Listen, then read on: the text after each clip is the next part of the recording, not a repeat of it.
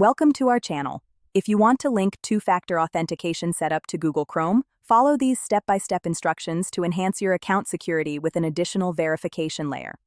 Step 1. Open Google Chrome on your computer and click on your profile icon in the top right corner of the browser window.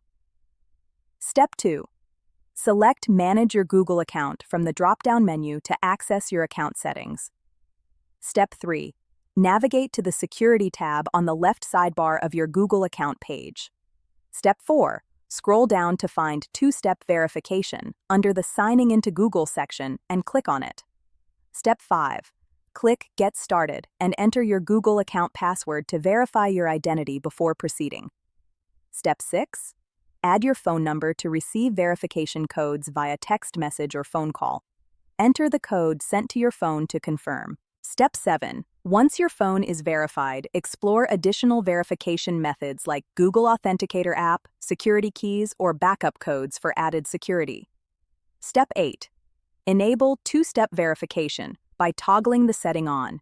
Chrome will now require two forms of identification when signing in from new devices. Step 9.